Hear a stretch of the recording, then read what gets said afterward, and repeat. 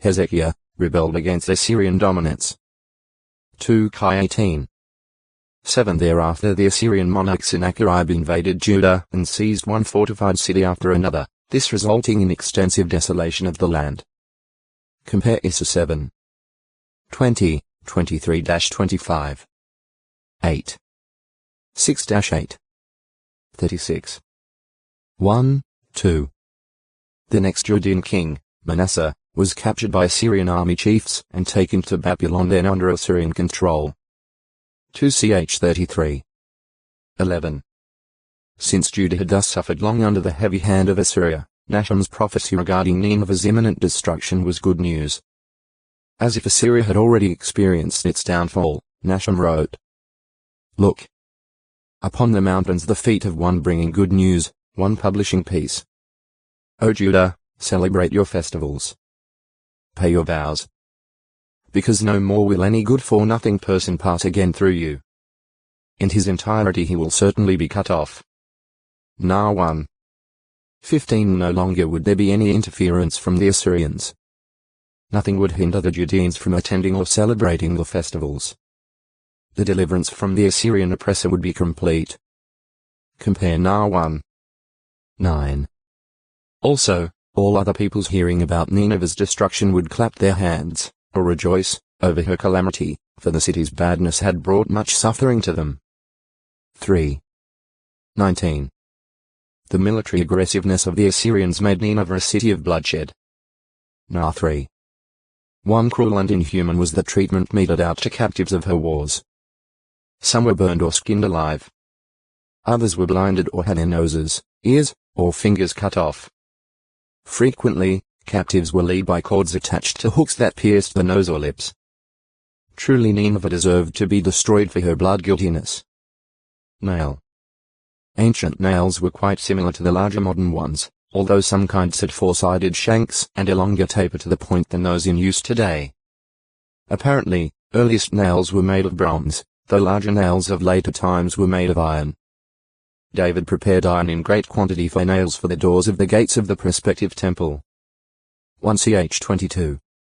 3 ornamental nails have been discovered that were made of bronze overlaid with gold foil, and these are said to date back to about 1300 to 1200 BCE. Concerning nails used in the construction of Solomon's temple, it is said, the weight for the nails was 50 gold shekels, 0.6 kilograms.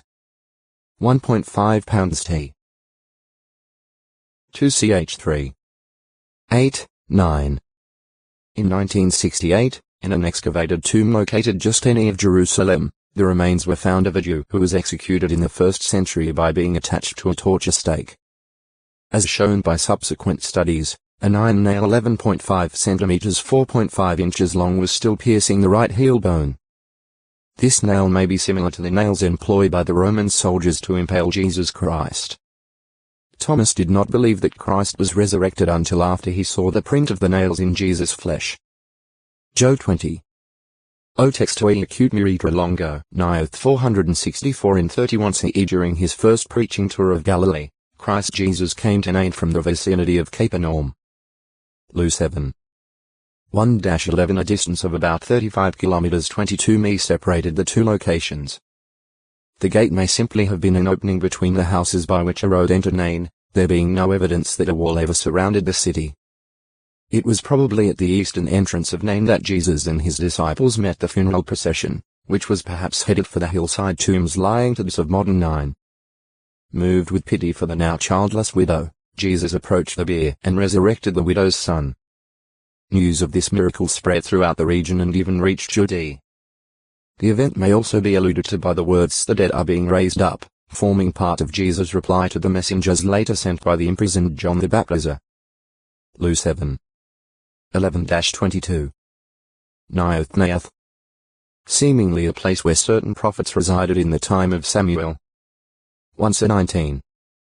18. 20. 1. It may refer to a certain locality or quarter of the town of Ramah, in the hill country of Ephraim. See Ramah no. 5. Textual critic S.R. Driver corroborates this view, observing, probably it is the name of some locality in Ramah, the signification of which is lost to us. Notes on the Hebrew text and the topography of the books of Samuel, Oxford, 1966, p. 159. Name. A word or phrase that constitutes a distinctive designation of a person, place, animal, plant, or other object.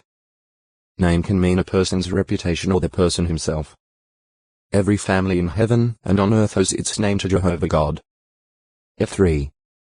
14. 15. He established the first human family and permitted Adam and Eve to have children. Therefore, the earthly lines of descent owe their name to him. He is also the father of his heavenly family. And just as he calls all the countless stars by their names, PS 147. 4. He undoubtedly gave names to the angels. JG 13. 18. An interesting example of how something completely new was named involves the miraculously provided manna. When the Israelites first saw it, they exclaimed,